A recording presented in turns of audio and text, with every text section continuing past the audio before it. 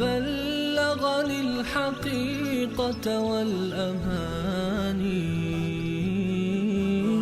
وكان لي السبيل إلى المعالي ونورا للهداية والبيان.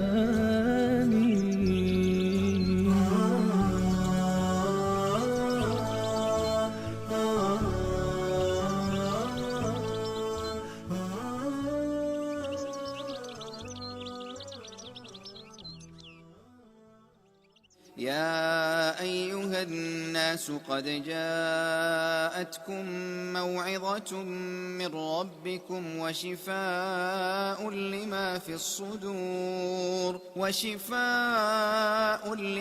الصدور وهدى ورحمة للمؤمنين.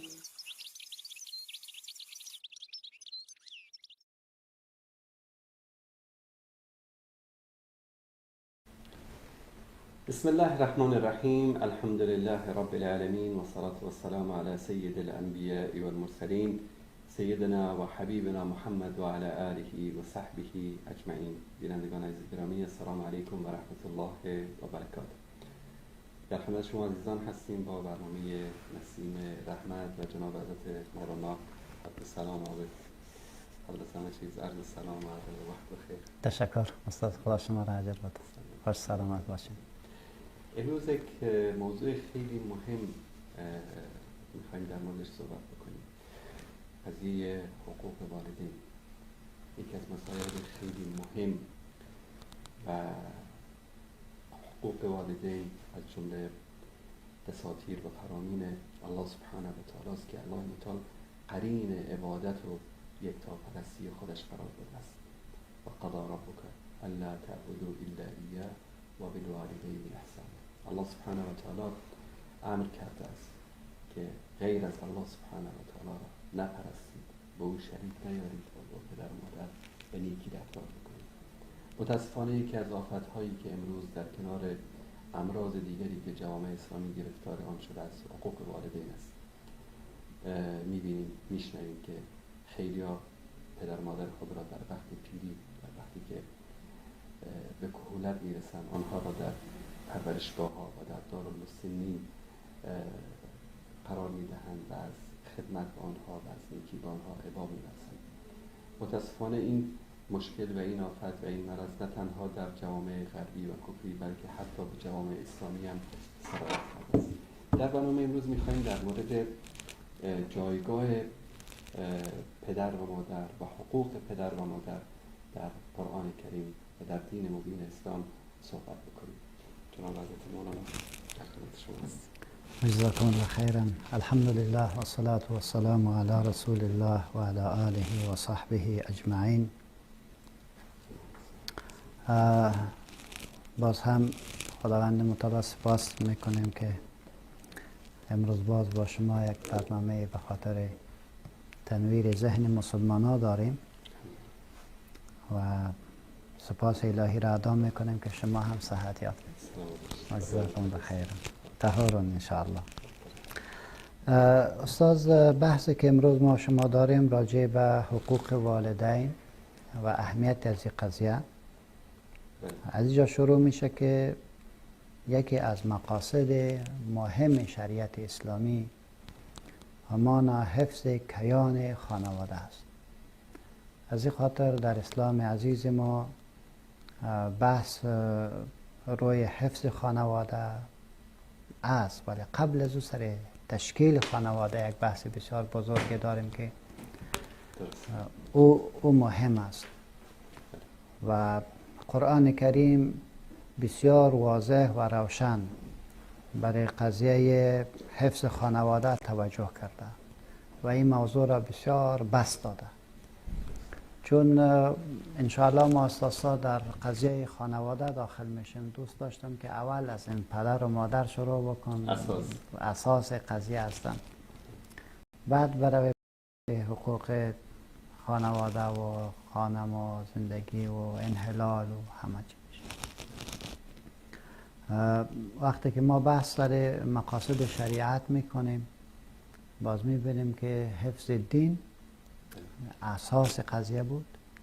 دوم چیزی که اسلام سرش بحث میکنه حفظ خانواده و نسل. یعنی اگر ما خانواده خوب را تشکیل بدیم و زیبا تشکیل بدیم و در اونجا یک خانواده متعهد باشه و طبیعی است که نتایج مثمر و زیبایی را خواهد به جامعه عرضه کرد. و این اساس است که تو میگم که او خانواده‌ای که مسلمان است، او خانواده‌ای که ارزش‌ها را درک میکنه و تحلیلش از واقعیت‌های عینی به اساس یک تربیت سالم باشد، میبینیم که نتایجش هم بسیار واضح میباشد. پس در خانواده مسلمان طبیعتاً بحث حقوق والدین و چگونگی مسئولیت‌های یکدیگر در مقابل یکدیگر بار بار تذکر داده می شود. وقتی که تذکر داده می شود تربیت به اساس از او گذاشته می شود و نتایج هم بسیار زیبا می آید که بحث حقوق والدین را در حقیقت کمتر خود داشتیم.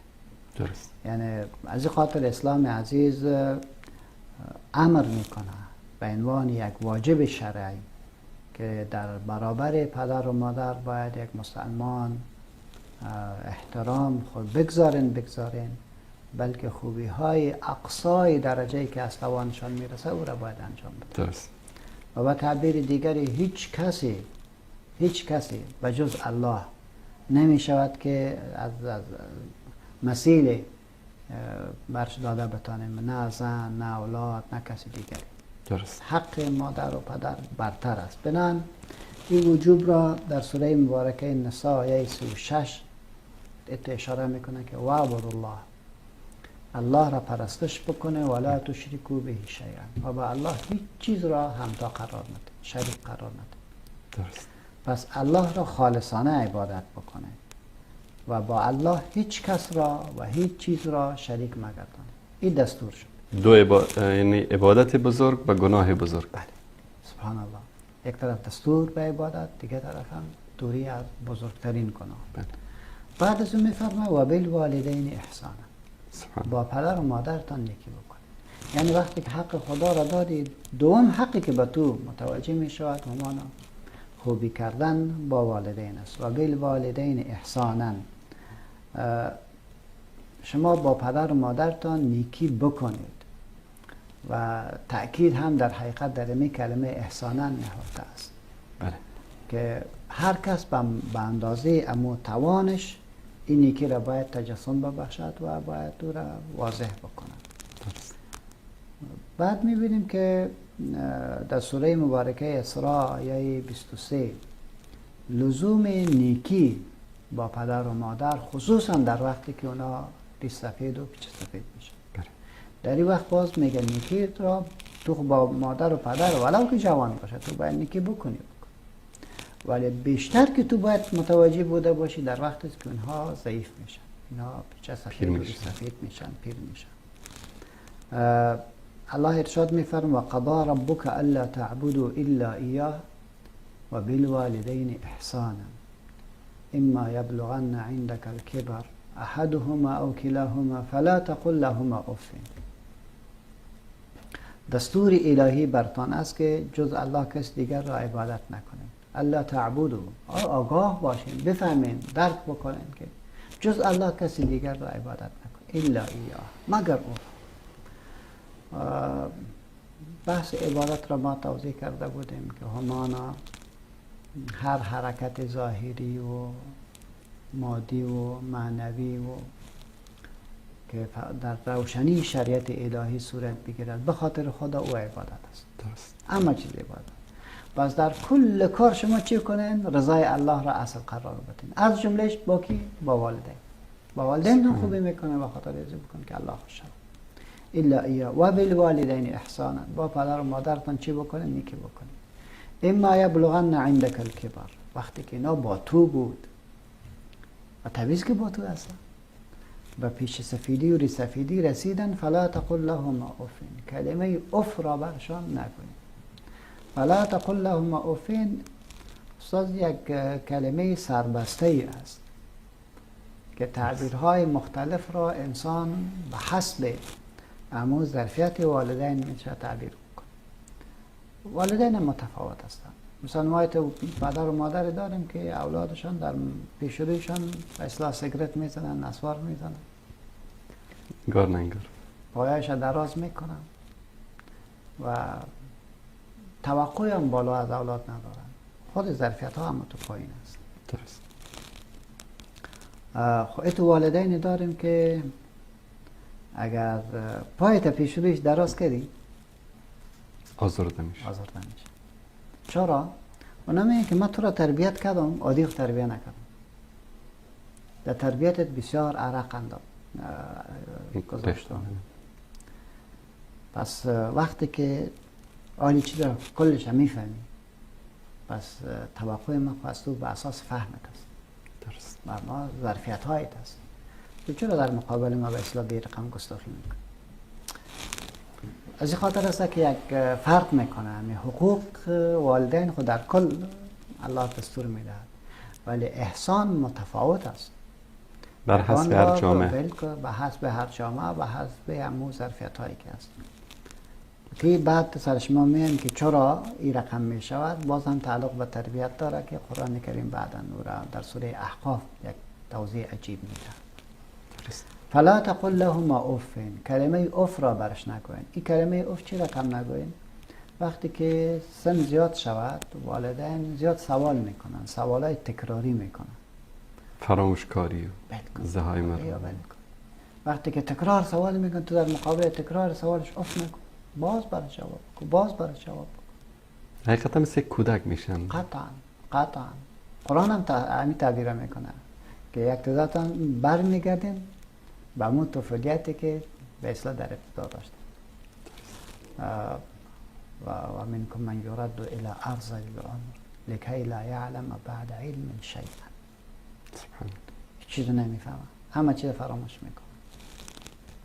پس شما در مقابل سوالای تکراری از اونها اف نکن. یا ای که مادر و پدر وقتی که سنشان بزرگ شود اونا توقع دارن که تو امرایش بشینی و امروز صبحکی که بر آمدی و دیگر که آمدی کل داستان رو باید بگی. کجا رفتم، چی کار کردم و الاخری. نه و کلش بشورش باید بگذاری. اگر تو هم از خب بگوری که رفتم سه وظیفه رفتم پس آمدم، اونا خفه میشن. اینمی که تو گزارش برش نمیدی، این اف است. اونا توقع دارن که گزارش زیاد. و نکته دوم که تعبیری و اجتهادی که از اونها میکنه او را نقد نکنی. اگر نقدش کردی یکان بار اف میگوی. پس مطور مثال اگر آمد یک روز از نواسه شکایت به تو کرد یا از سنوی شکایت به تو کرد، پس اتو نیست که همیشه والدین محق باشن، ممکن اشتباه کرده باشن، ولی در مول ازت تو چنان برخورد بگو که همین کفنه رو 100% گرفتی. انگار چیز اتفاق نیفتاد.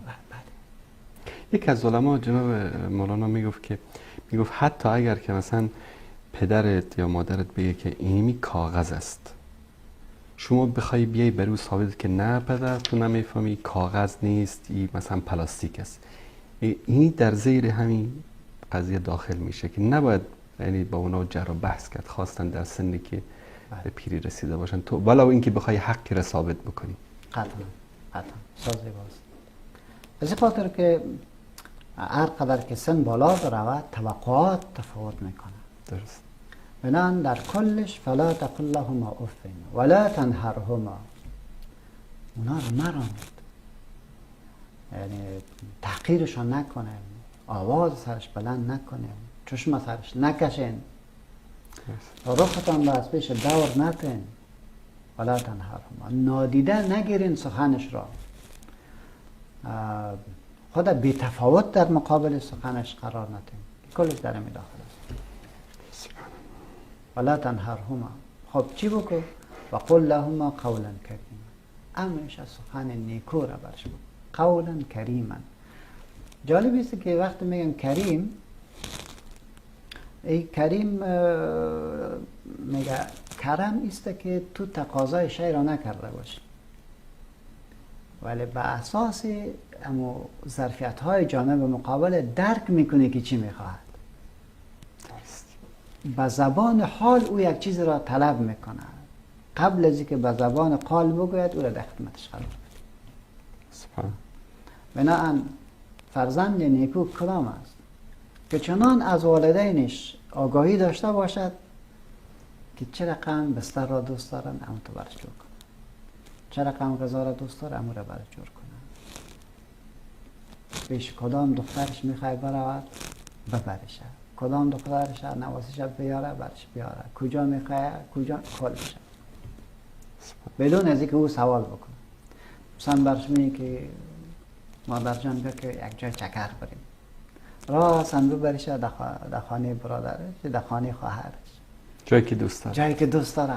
چند لحظه میشنه باز میگه پس بیا که بریم. این خوبی هایی است که ما باید انجام بدیم. خب میگه ولا تنهرهما، شما اونا را به اصطلاح زشت نگوین و این زشتی بر دو تعبیرش که او یک چیز را تقاضا میکنه و تو بی تفاوت خود قرار و به زبان بد نمیگویه ولی میشناسیش که با اونها کلان شدی. کل چیز کسی نمیتونه گفته که من پدر و مادر خود نمیشناسم، ممکن نیست. تو او را خوب میشناسی و او تو را خوب میشناسی. ولا تنهرهما و قل لهما قولا کریما، سخن بسیار زیبا را برش بکن، زیبا سخن برش بکن. قولا کریما که از توقعش بالا برش بکن. قولا کریما، این قولا کریما متفاوت است استاد. میگه یک وقت از خواب که میخیزی وضو گرفتی پشت درش استاد میشی یک صرفه میکنی، مادر پدر خوب هستین، السلام علیکم و رحمت الله و برکاته، این قولی کریم. صبح زیبا داشته باشه،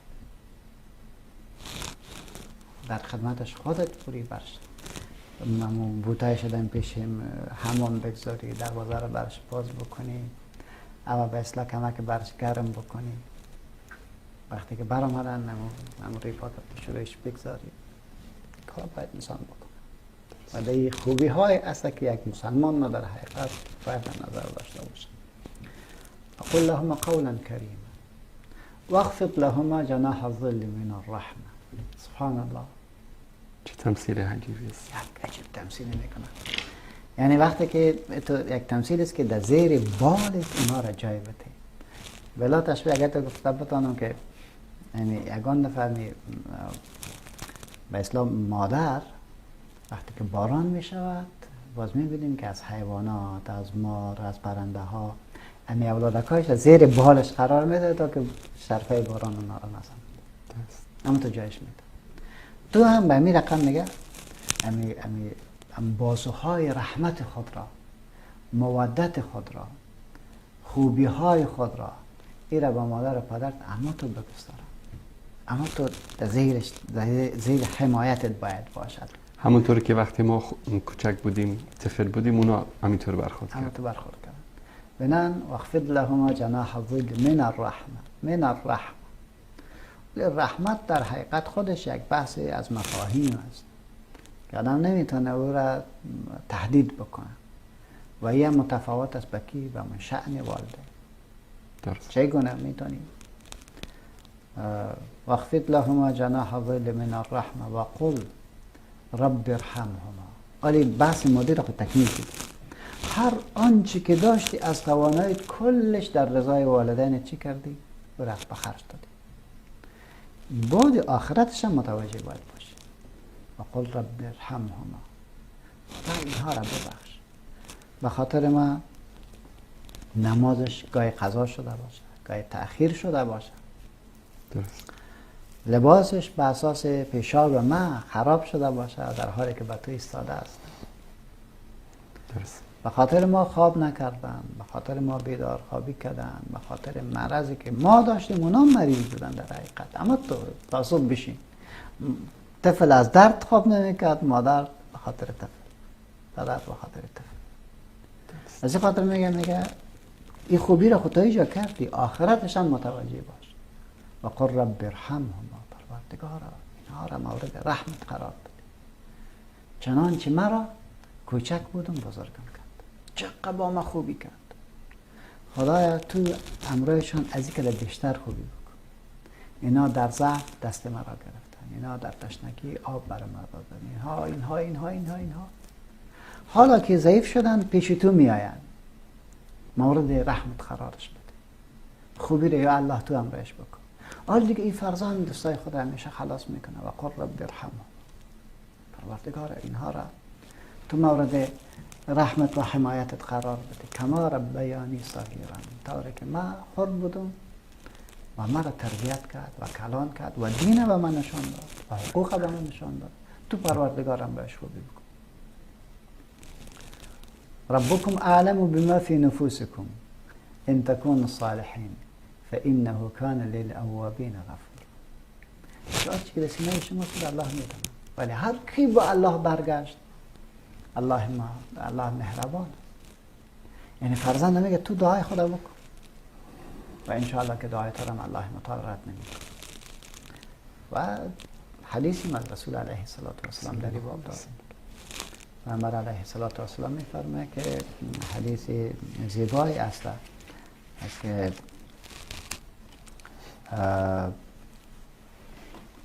پیغمبر خدا علیه السلام میفرماید که ترفع للمیت بعد موته درجته، بعد از مرگش درجه یک نفر بلند میشود. فیقول، میگوید ای رب ای شیء هذا، از این حالت به این حالت رسیدیم، از این مرحله به این مرحله رسیدیم، این چی گپ است؟ سبحان الله. که فیقال ولدک استغفر لك، اللهم اغفر لی و لوالدیک، ولدک فرزندتون استغفر لك، برای تو آمرزش خواست. سبحان آمرزش خواست، درجه بالا رفت. و پیشتر چی تفاوتی آمد؟ این تفاوت آسمانی نیست، این تفاوت به اساس همون فرزند است که برای تو دعا کرد. به نحوی که وقل رب ارحمهما کما ربیانی صغیرا ربکم اعلم بما فی نفوسکم ان تکونوا صالحین فانه کان للاوابین غفورا.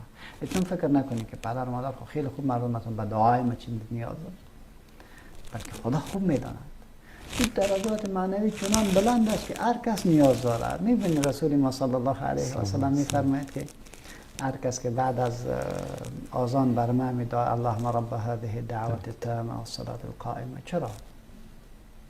میگم من شفاعت از او را میکنم نزدیک آدم از پیش من، زیرا این مقام گرفته که میشه یگان دفعه خود آدم نمیدانم به دعای دیگر نیاز داره. پس پروردگارتان خوب میداند. شما چی بکنید؟ همیشه باید در حقشان از نظر معنوی متوجه باشید. پس در این باب چی باید بکنیم؟ در این باب بکنیم که ما زمینه خوب عبادت را به والدین مساعد بکنیم،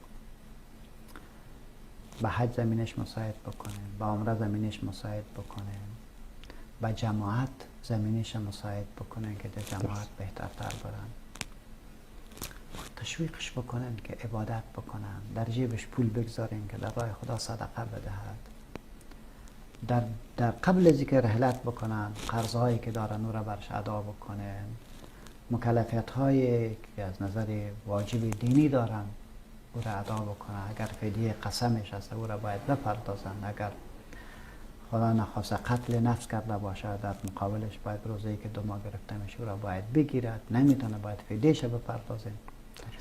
حق کسی دیگری بر بالایش بوده باشه او حق خودش را بپردازن.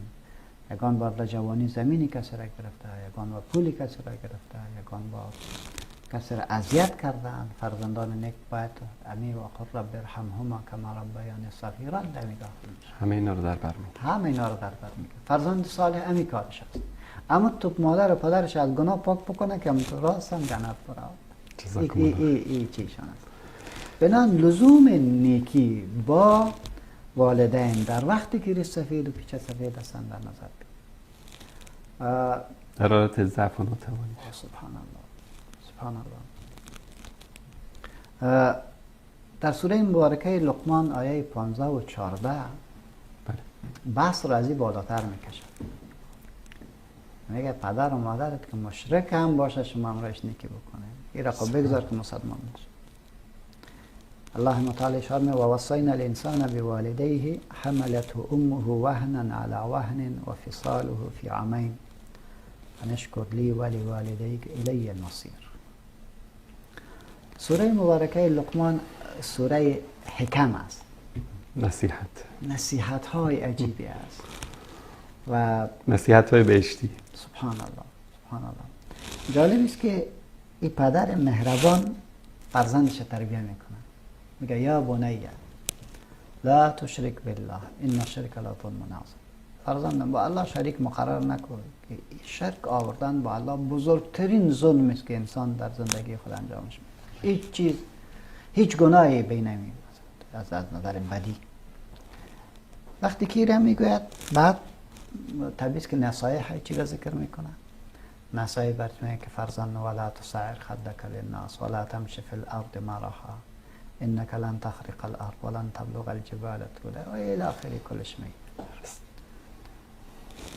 بعد در رابطه با خودش هیچ چیز نمیگه که امرای من خوبی بکن، من پدرت هستم، امرای مادرت هم خوبی، ایره نمیگوید.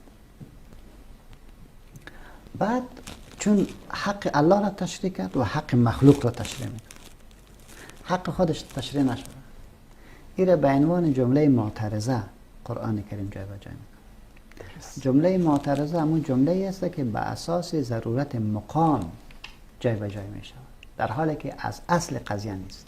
درست. ولی بی نهایت مهم است که در عین بحث باید او باشه. اگر او نباشه در حقیقت این کیان و این سیستم و این بحث ناتمام است و چنان ناتمام که نقصش کلگی مشاهده میکنه. درست.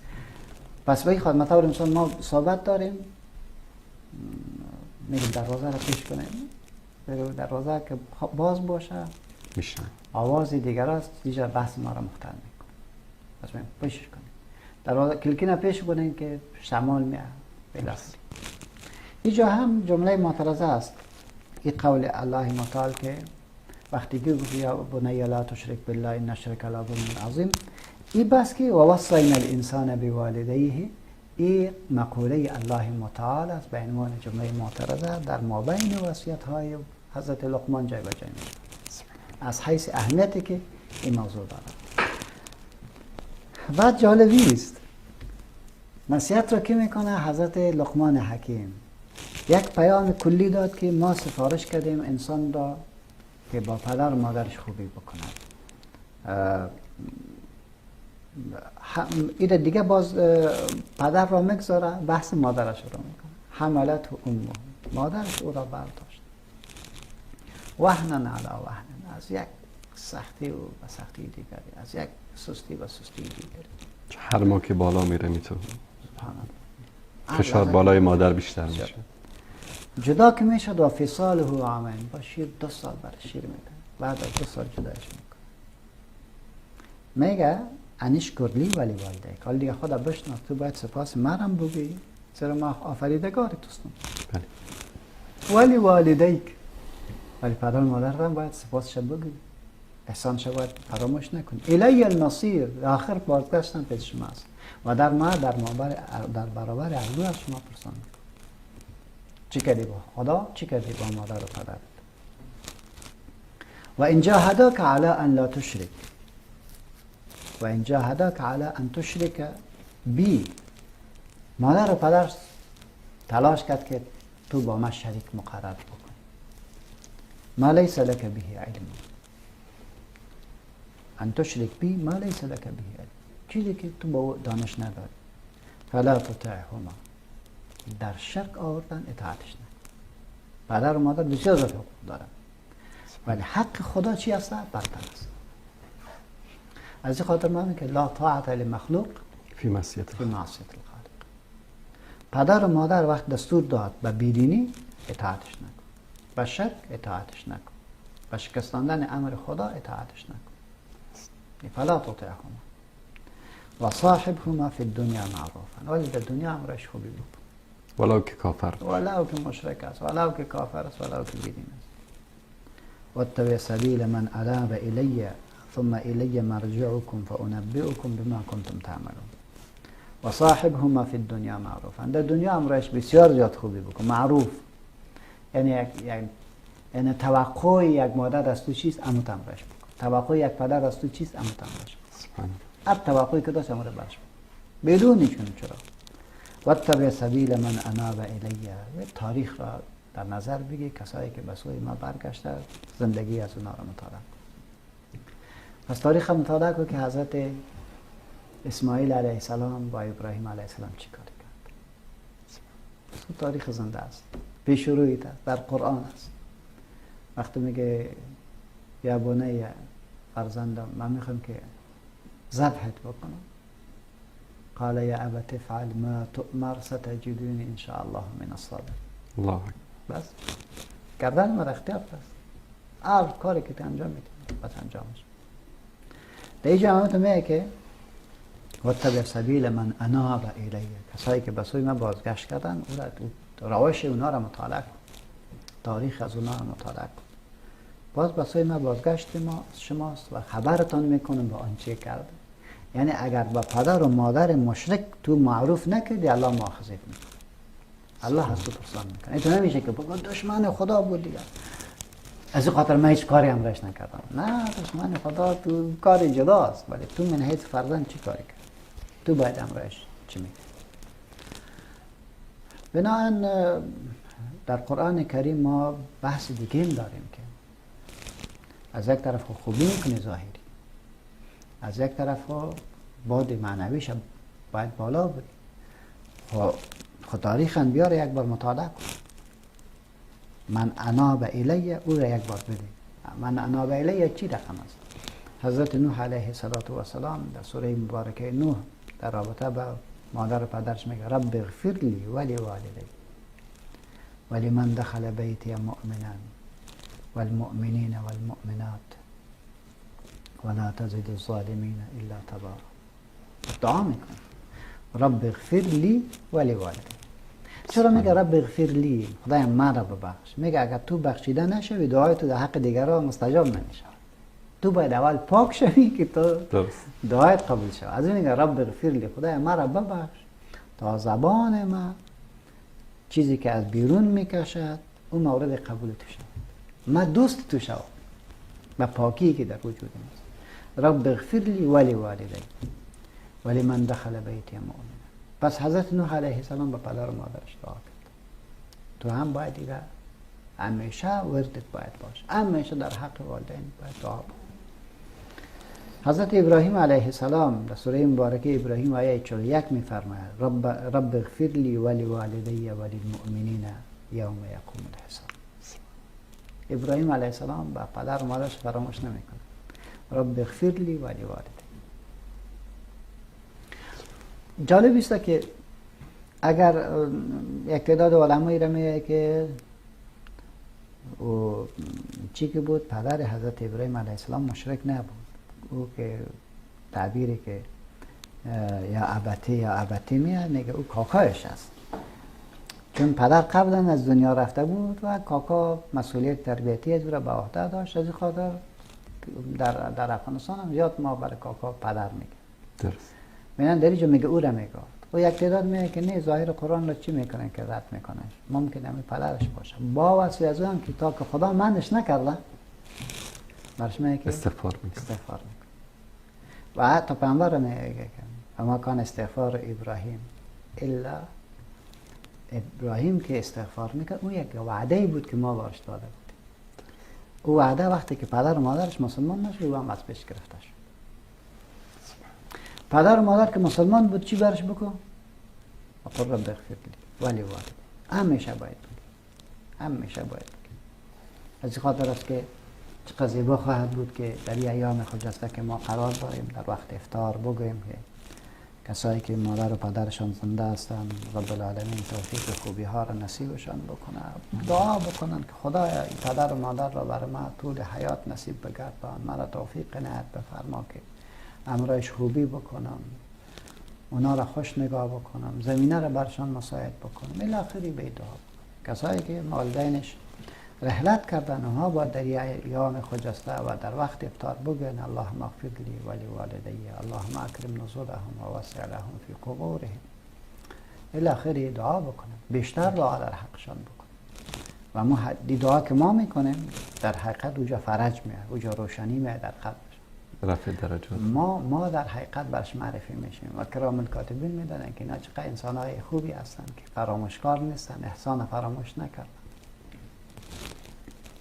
حضرت عیسی علیه السلام وقتی که در محضر مردم میاد با همین تعبیر خود را در وقتی که میکن، در وقتی که طفل است، شیرخور است، قال اینی عبدالله، به مردم ما بنده خدا هستم، آتانی الکتاب، الله به من کتاب را ارزانی کرده، و جعلنی نبیا، بعد مرا به عنوان پیامبر معرفی میکند، و جعلنی مبارکا اینما کنت، هر جایی که هستم خیر را به مردم میرسانم، و اوصانی بالصلاة و الزکات، سفارشم الله به من کرده که باید نماز را مداومت بکنم، زکات را باید بتون، ما دمت حیا، مادامی که زنده هستم. بعد چی میگه؟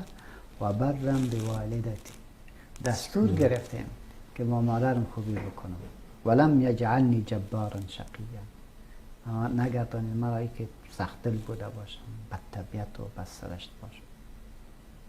اینجا میبینید که و برم بوالدتی، دستور یافتیم که با مادرم خوبی بکنم. سبحان الله. بحث در کجاست و در اونجا مادر چی میشه؟ مطرح. پس قرآن کریم این پیام را به ما جدی میدهد که با مادر و پدر خوبی بکنیم و جدی خوبی بکنیم. در سوره مبارکه احقاف یک بحث استاد دراز را بسیار جالب قرآن کریم مطرح میکنه. میفرماید و وصینا الانسان بوالدیه احسانا، ما سفارش کردیم انسان را به والدیه احسانا که با مادر و پدرش نیکی بکنند. ببینید که احسانا حذف فعل شده و اتیان به مصدر و این در حقیقت احسنوا الیهم احسانا، انوارشان نیکی بکنیم با نیکی کردنی که مناسب شأنشان باشه، یعنی خدا فریب ندید، یعنی ساده نیکی ساده نمیشه. نمیشه که عادی بگیری. و وصینا الانسان بوالدیه احسانا احسنوا الیهم احسانا کما یلیق بشأنه، اما تو نیکی امرش بکن. میفهمید چی میگه؟ میگه حملت امه کرها و وضعته کرها، از یک سختی برداشت، بسیار با سختی به دنیا گذاشتش. و حمله و فصاله 30 شهر، برداشته و پس از شیر جدا کردنش مکمل 30 ماه را در بر گرفت. بازم دوران سخت ذکر میکنه. سبحان الله. حتی اذا بلغ شده،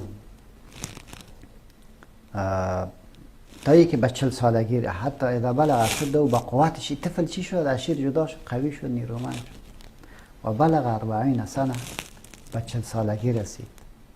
قال، گفت به اساس تربیت صالح، رب اوزعنی ان اشکر نعمتک التي انعمت علی و علی والدی، پروردگارا به من توفیق عنایت بفرما تا شکر نعمتهای تو را ادا بکنم، اون نعمتهایی که به من ارزانی کرد، و علی والدی، و او احسانی که بر مادر و پدرم کرد، و ان اعمل صالحا ترضاه، تا ایت کارهای شایسته ای انجام بدم که تو از او راضی شوی، و اصلح لی فی ذریتی، اکنون ما دیگه 40 ساله شده، ما دیگه صاحب فرزند هستم، نوبت من.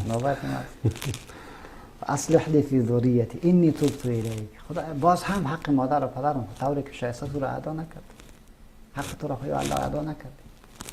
انی تبت الیک، به تو برمیگردم، به ترک تمام غلطی که انجام دادیم، به ترک تمام بی‌توجهی که در حق والدین تو ما را ببخش. بازم تبت الیک و اینی من المسلمین، از جمله کسایی هستم که گردن گذاشته. این اساسش است. بعد ببینیم که در اینجا مادر و پدرش میگه از یک سختی مادرش را گرفت، به سختی گذاشتش، از این بعد دلش کرد نه، این را زیر تربیت قرار داد. هر لحظه امام احمد رحمت الله علیه میفرماید، میگه مادرم صبح مرا بیدار میکرد،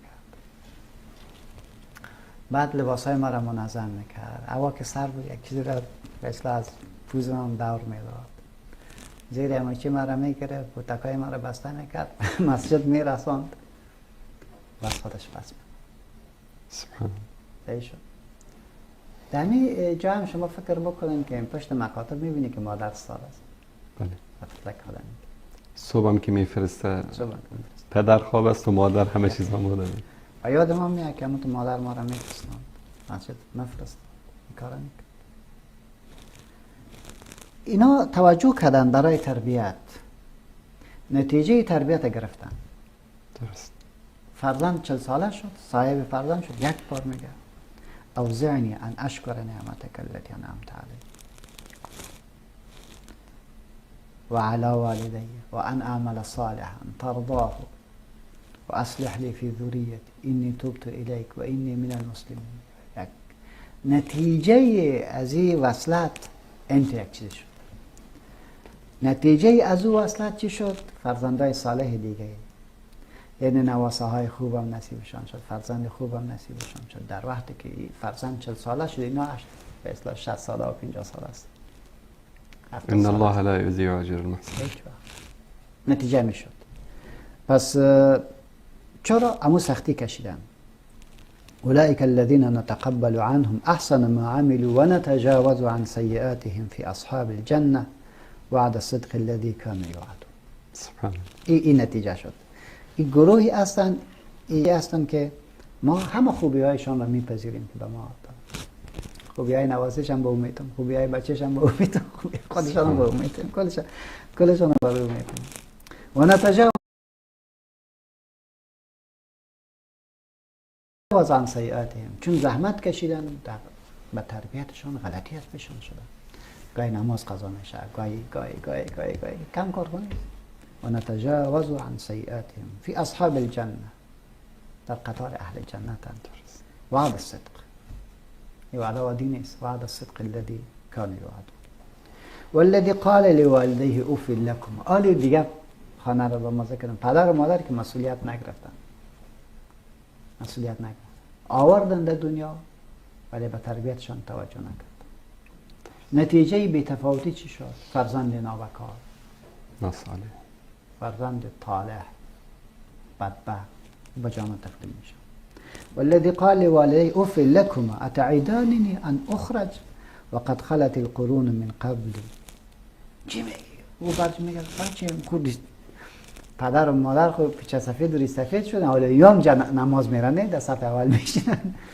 یگان چون وقت دادن برای تربیت خودشان، میبینه که چه غلطی شده، پس به بچهش میگه او بچه نماز بخوان از برای خدا، روزه بگی، این کار کن، این کار.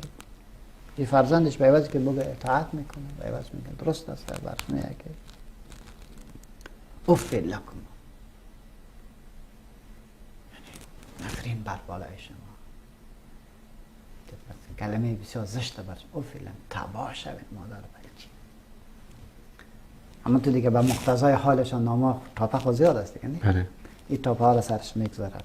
اتعیدانی، شما ما را وعده میتین ان اخرج وقد خلت القرون من قبل، که ما از پس زنده میشیم، پس استاده میشیم. چی میگه؟ که مردم که رفتن کدامش برگشت؟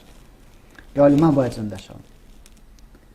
این بیشرکا و هما یستغیثان الله، باز دیگه چیق میزنه با خدا، اوه این چی شد؟ دو وقت که هیچ از دستشان چیز نمیاد.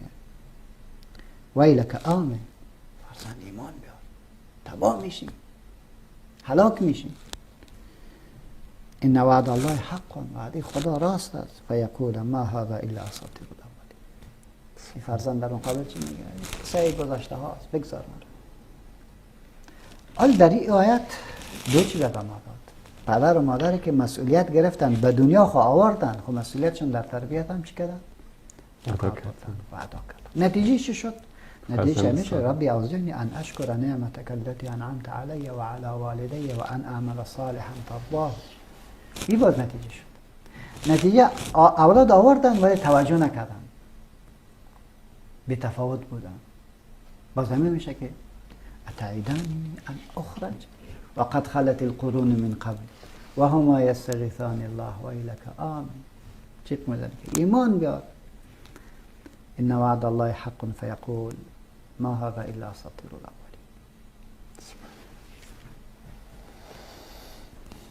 استاد روی این اساس است که تأکید اسلام عزیز ما برمیست که تربیت یک پروسه دوامداری است و تشکیل خانواده یک قضیه هدفمندی است و این انسان نباید کوچک بگیرد. بعضی فکر میکنن تربیت فرزندا دیگه بعد از سن 7-8 سالگی شروع میشه، اما تربیت در حقیقت قبل از ازدواج باید شروع بکنن. قطعا. جزاکم الله خیر. یک برنامه کوتاه بگیریم. یک برنامه کوتاه میگیریم و بعد از اون دوباره با شما عزیزان خواهیم بود.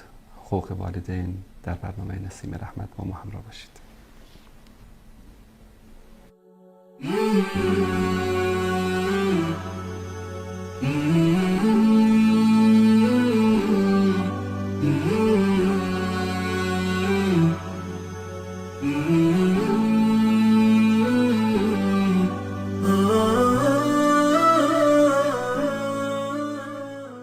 به کانال تلویزیونی ندای حق خوش آمدید.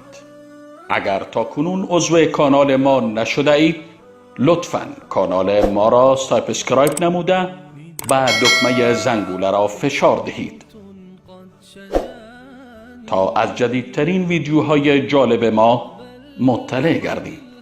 فراموش نکنید که با عضویت در کانال ندای حق و نشر و اشتراک گذاری ویدیوهای ما شما هم در مسیر دعوت با ما همکار می گردید.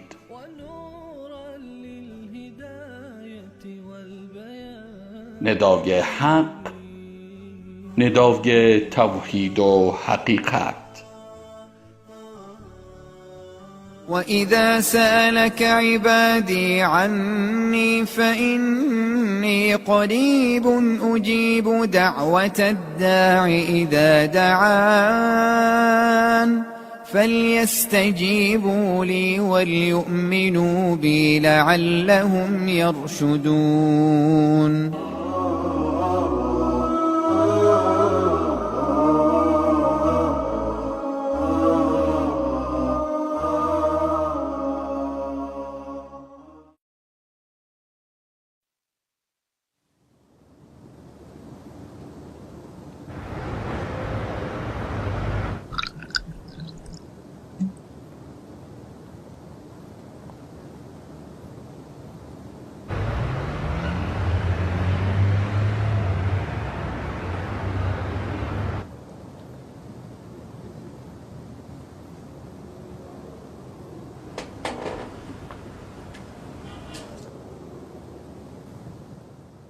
أياما معدودات فمن كان منكم مريضا أو على سفر فعدة من أيام أخر وعلى الذين يطيقونه فدية طعام مسكين فمن تطوع خيرا فهو خير له وأن تصوموا خير لكم إن كنتم تعلمون.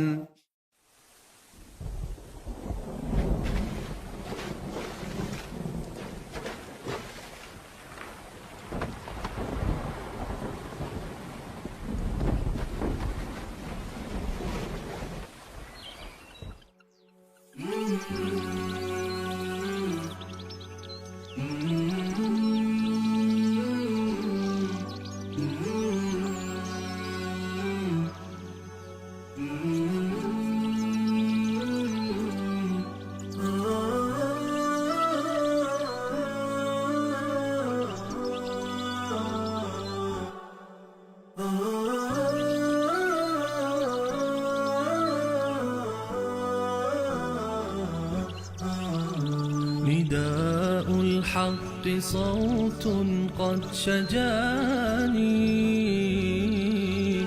وبلغني الحقيقة والأماني وكان لي السبيل إلى المعالي ونورا للهداية والبيان.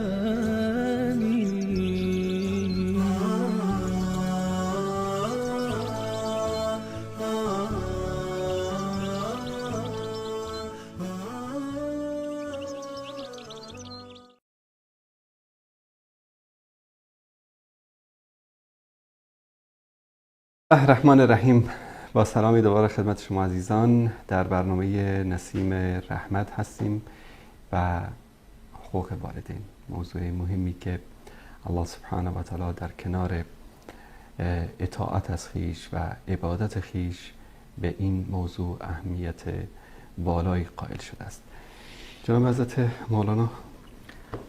بله استاد، به تعقیب از او آیت یک دو پیام دیگه الله میدهد بله. و مسئولیت را در حقیقت تشریح میکند. اولئک الذین حق علیهم القول فی امم قد خلت من قبلهم من الجن والانس انهم كانوا خاسرین. این دو گروپی، مادر و پدری که مسئولیت ادا نکردن و فرزندی که اطاعت از خدا نکرد و نقش ناروایی را در زندگی خود به جا گذاشت، میگه کسایی که حق علیهم القول، ثابت شد در حقشان عذاب ما، فی امم قد خلت من قبلهم، داخل همون مردمای گذشته شدن که در تاریخ نابود شد، نامشان فراموش شد، اثری از خود به جا نگذاشتن. من الجن والانس انهم كانوا خاسرین. تاوانی مردم همین پدر و مادر است که در تربیت فرزندش توجه نکرد و فرزندی که حق والدینش را گرامی نداشت. ولی کل درجات مما عمل، پس میاد بعدش ولی کل درجات مما عمل. پدر و مادری که ادای مسئولیت میکنه، پدر و مادری که ادای مسئولیت نمیکنه، فرزندی که حقوق را رعایت میکنه، فرزندی که حقوق را رعایت نمیکنه. ولی کل درجات مما عمل ولی وفیهم اعمالهم، نتیجه اعمالشان را پورا میگیرن و هم لا یظلمون، هیچ ستم هم سرشان نمیشه. ولی این نتیجه بود. یعنی ما در دنیا که آمدیم یک عبور عجیب سریع است. درست. چقدر ما از فرصت خود استفاده کردیم، از حیات خود استفاده کردیم و چقدر مسئولیت های خود را دانستیم. اگر ما مسئولیت های خود را خوب بدانیم، درک بکنیم، نتیجهش که اولاد خوب میاد. اگر ما مسئولیت خود را ادا نکنیم، نتیجه میشه که اولاد خراب. جالب است که ولی کل درجات مما عمل، هر کدام پاداش خود را به حسب همون بدی که به جامعه میدهد نتیجه خود میگیرد. هر کس با خوبی که به جامعه عرضه میکنه پاداش خود میگیرد، هر کسی که باشه. از این خاطر است که در حدیث رسول ما صلی الله علیه و سلم که ما یک دانه را نقل کردم، پیغمبر ما علیه السلام یک روز گفت که الا ادلکم باکبر الکبائر الثلاث، قلنا بلا یا رسول الله، قال الاشراک بالله و عقوق الوالدین. اول بدترین گناه کبیره چیز شرک آوردن با خدا، بعد چی هست؟ عصیت کردن پدر و مادر. در ذهن ما اینطور تنظیم میشه که بدترین گناه شاید شراب باشه، ولی اذیت مادر و پدر از شراب پدر گناهش بیشتر. در ذهن ما شاید بیاد که زنا باشد، گناه ضرر رساندن و بی‌ادبی در حق پدر و مادر از زنا که بدتر است. اما حساب کن، کل گناه غیر از شرک کوچکتر است نسبت به این گناه.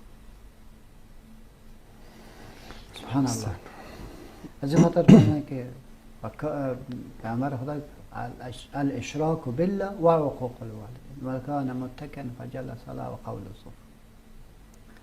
دیگر رسول علیه السلام میبینیم که کسی برش میگه که امام بخاری حدیث را روایت میکنه در مفرد، میگه که کسی آمد پیامبر که یا رسول الله اگر پدر مادرم با این تعبیری که شما بر ما کردن که حق خدا از او باید شد، ولی پدر مادر زنده نیست، ما چی کنیم؟ رفتم یعنی فرصت از پیشم رفت. یا رسول هل بقی من بر ابوی شیء بعد موتهما ابرهما، یک چیزی مانده که ما بعد از رحلتشان رو انجام بدم؟ قال نعم خصال اربع، 4 کارم کن. 4 چیزی است که انجامش بدی در حقیقت تو با پدر و مادرت خوبی را شروع کرد. اول دعا لهم، برش دعا یاد کن. چه برش دعا؟ اللهم اغفرهما، اللهم اغفرهما، اللهم اکرم نزولهما و وسع لهم فی قبورهم الی آخره. دوم والاستغفار لهم، استغفار، طلب آمرزش. خدایا تو پدر و مادر من از من که خوب میشناسی، ولی در نماز سست بودن، خدایا تو برش عفو کن. خدا اینی کار غلط میکردن، یا الله تو برش عفو کن الی آخره. طلب آمرزش بار برش کردش. و انفاذ عهدهم، سفارش که برد کرده بود او را نگاه کن. گفته بود که فلان نفر احوالش از یاد بگه بچه، مثلا همشریش هست، خرد است، او اینطور است، زیرا زیاد هم اینچه میکن. یا تو گفته بود که بچه تو پیسه داری، خوب برادر دیگه ضعیف است، با او کمک بکن، همراهش کمک بکن الی آخره. هر چیزی که بر شما سفارش کرده انجامش بکن. و اکرام صدیقهم، با دوستایش خوبی بکن، با دوستایش خوبی بکن، سخت عزتش بکن. از این خاطر حضرت عبدالله ابن عمر رضی الله عنه میفرمایند که پیامبر خدا میفرمایند ان ابر البر، بهترین خوبی چی است؟ ان یصل الرجل اهل ود ابی، که خود را نزدیک بکنه با کسایی که دوستای پدرش هست، همراهشان خوبی بکنه. در اینجا میگه که و اکرام صدیقه، با دوستایش خوبی بکن، عزتش بکن. وقتی که اونا را عزت کردی، در حقیقت اونا چی میکنن؟ دعا میکنن. از این خاطر است که میگه حضرت عبدالله ابن عمر رضی الله عنه در راه روان بود، یک نفر پیش رویش آمد، فوراً از مرکبش پایین شد، دوستایش که سلام پرسان کرد، بعد از او با لنگی خود گرفت از سر گذاشت. بعد برش گفت که اگر به مرکب نیاز داری میتونی این مرکب مرا بگی. در پهلویش که دوستش بود، غلامش بود، این نفر خود رخصت شد، گفت که قطعی تو باز برش کردی سین، در حالی که یک عادی آدم بود. گفت تو نمیفهمی این مرد در مجلس پدرم بود. سبحان الله. من از این خاطر لنگی را برش دادم و عزتش کردم، پدر خدا به یادش بود و در حق پدرم چی بکنم؟ دعا کنم. بنان و اکرام الصدیق همام این معنا رو میده که تو با دوستای پدر و مادر خوبی بکن تا پدرت فراموش نکنه، مادرت فراموش نکنه، در حقش دعا کن. برعکس امروز که کودک فرزندا کاری میکنن که مردم لعنت بفرسته به پدر و لا مادر. حول ولا قوة الا بالله. از خاطر که پیامبر خدا علیه السلام میگن که شما والدینتون را دشنام نده. یکی میگه که یا رسول الله چطور میشه که کسی به پدر و مادرش دشنام بده؟ وقتی که پدر و مادر کسی را دشنام دادی، او برای پدر و مادر تو دشنام بده. استاد یک چیز بسیار جالب من اینی ریافتم که یک وقت تو یک تعبیر را ما میگرفتیم، میگیم که کسایی که دو میزنن دشنام میزنن اینا بی سواد هستن. ولی شما در می وسایل دست جمعی شما ببینین کسی را دوست نداشته باشه یا سر سخنش نقد داشته باشه یا رضایتش نباشه در مو تعبیری که میکنه، دو میزنن. درست. تو دو میزنن که انسان تعجب بکنه که خدایا این چی رقم است. حالی خود تو بی سواد نیستی. تو خدا میگه من باسواد هستم، تو خدا میگه من رسیده هستم، تو خدا میگه من متمدن هستم. وای متمدن رو دو زده. متمدن خود گپ را تحلیل میکنه، تجزیهش میکنه، نقد علمی میکنه، از او که در بهترترش را میگوید. این متمدنین امروز چی میکنن؟ متمدنین امروز با پدر و مادرش علاقش قطع، از اونا پرسان نمیکنه، مشکلش حل نمیکنه، فقط خودش است که زندگی تنها رو پیش میبره. دوستم دارن که ما متمدن است.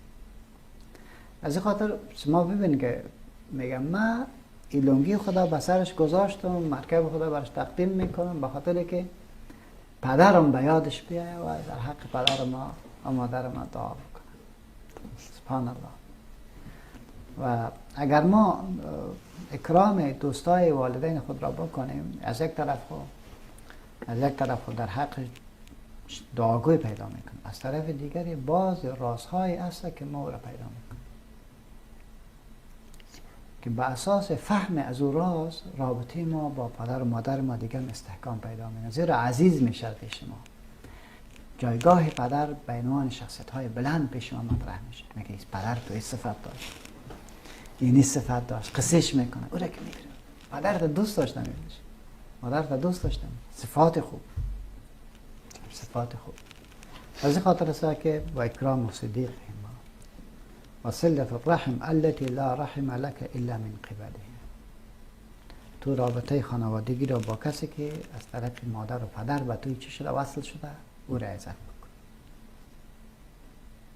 پس خاله را گرامی بداری و ترک مادر. درست همین تو پیش بود. سبحان الله.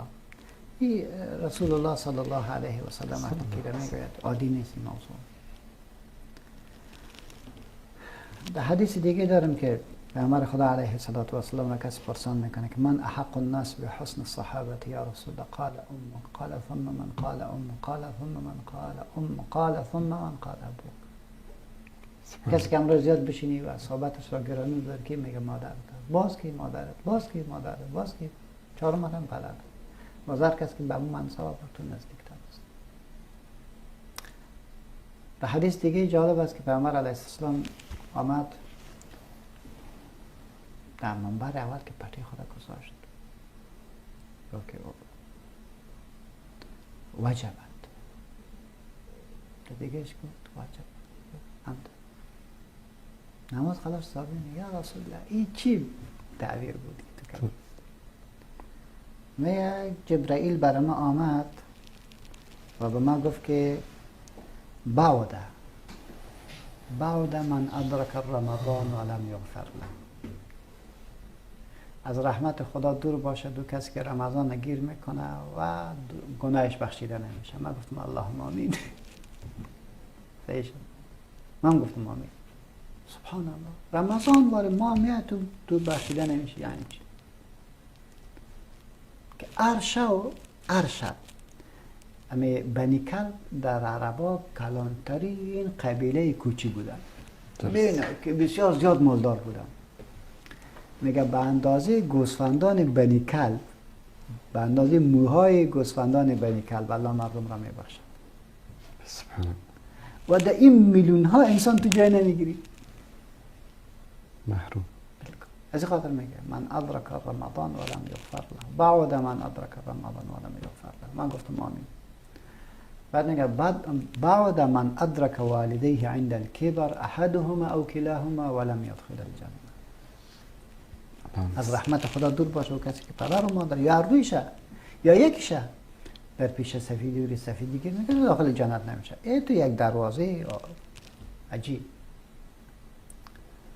و بعد من ذکرت عنده ولم یصلی علیک. اللهم صل. از رحمت خدا دور باشه و انسانه که نام تو گفته میشه و درود به تو نمیاد. سبحان الله. اللهم صل علی محمد و علی آل محمد. بنان پیامبر ما علیه السلام یعنی احادیث بسیار زیادی در این باب برای ما شما انتقالش داده و من انشاءالله به می اکتفا میکنم که یک حدیث دیگه هم به یادم آمد که حضرت عبدالله بن مسعود رضی الله عنه و ارضا میفرماید که سألت النبی صلی الله علیه و سلم ای العمل احب الی الله. من از پیامبر خدا پرسیدم که کدام کار بسیار شایسته است که او را انجام بده؟ قال الصلاة علی وقتها. بهترین کار که نماز رو در وقتش بکنی. ثم قال ای باز چی؟ یه خو میکن. قال بر الوالدین و پدر و مادرت نیکی بکن. این بهترین کار است. استاد من از خاطر میگم که میگم چاپلوسی که از بد است نه؟ درست. و کسی که چاپلوسی میکنه میگه در رویش خاکستر بدن.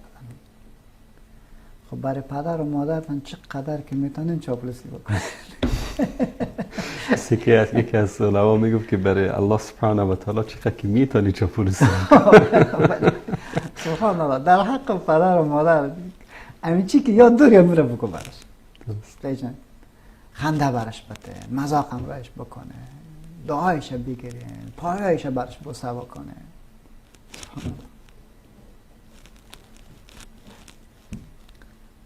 الله متعال برای ما شما توفیق عنایت بکنه. آمین. رب العالمین خیر و نصیب ما شما بکنه. پدر و مادر ما را الله ببخشد، آمین. مورد رحم قرارش بدهد، شهادتشان را الله بپذیرد. آمین. سبحانك اللهم وبحمدك استغفر الله جزاكم الله خير. استغفرك و اتوب الیک. بارک الله فیکم. بله بینندگان عزیز گرامی، این بود جایگاه بزرگ پدر و مادر در دین مبین اسلام، در قرآن کریم که جناب حضرت مولانا بیان کردن. اگر پدر و مادرتان را از دست دادید و با دیدن این برنامه اشک در چشمانتان جمع شد، گفتید ای کاش پدر و مادر ما می بودن در دنیا تا خدمت آنها را می کردیم، همانطوری که جناب مولانا فرمودن می توانید برای آنها دعا بکنید، برای آنها صدقه جاریه، مسجدی بسازید، در کارهای عام المنفعه کمک بکنید. می توانید برای آنها طلب مغفرت بکنید، می توانید به دوستان آنها و خویشان آنها نیکی بکنید. اما اگر پدر و مادرتان هنوز هم زنده هستند، قدر آنها را بدانید. قبل از اینکه روزی برسد بگید ای کاش پدر و مادرم در کنارم می بود. تا فرصت دیگر و برنامه دیگر همه‌تان را به پروردگار متعال می‌سپارم و صلی الله علی سیدنا و حبیبنا محمد و علی آله و صحبه اجمعین. السلام علیکم و رحمت الله و برکاته. جزاکم الله خیر. جزاکم الله خیر.